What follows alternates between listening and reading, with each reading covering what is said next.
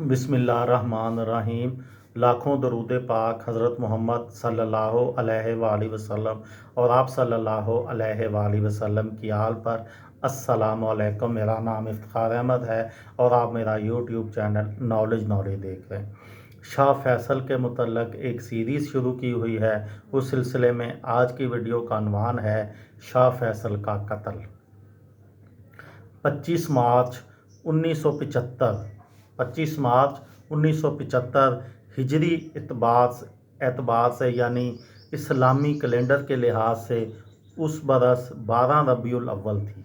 25 मार्च 1975 और 12 रबीउल अव्वल हज़रत मोहम्मद सल्लल्लाहु अलैहि वसल्लम की पैदाइश के दिन की मुनासबत से सऊदी अरब के हुक्मरान शाह फैसल लोगों से मिल रहे थे और इंतज़ार गाह में कोयती वक्त भी उनसे मिलने का मुंतज़िर था।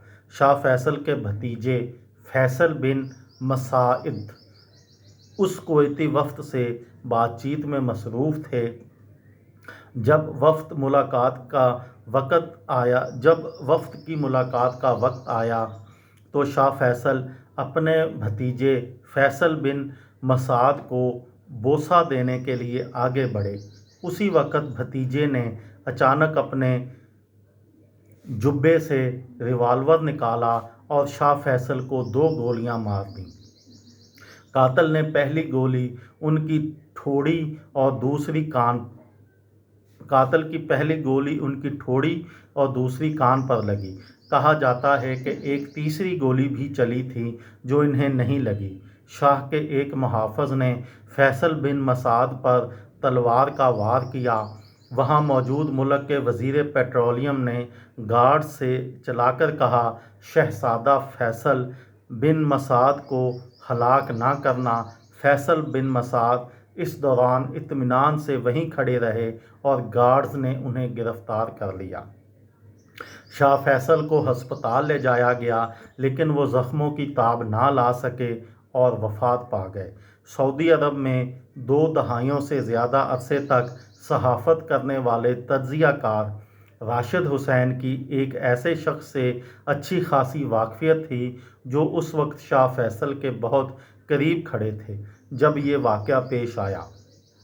वो शख्स थे उस वक्त के तेल के वज़ीर अहमद ज़क्की यमानी, जो ओपेक के वफ़द को, जिसमें कुवैत के वज़ीर भी शामिल थे, शाह फैसल से मिलवा रहे थे।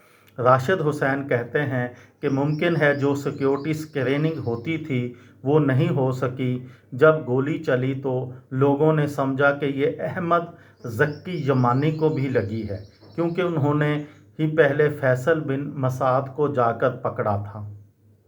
शाह फैसल बिन अब्दुल अज़ीज़ बिन अब्दुर्रहमान अल सऊद के कातिल फैसल बिन मसाद का सर उसी साल 18 जून को सऊदी अरब के दारुल हुकूमत रियाज़ के सबसे बड़े चौराहे पर सर कलम कर दिया गया।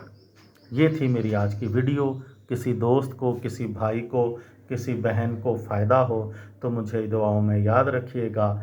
दिल दिल पाकिस्तान, जान जान पाकिस्तान। अस्सलामु अलैकुम।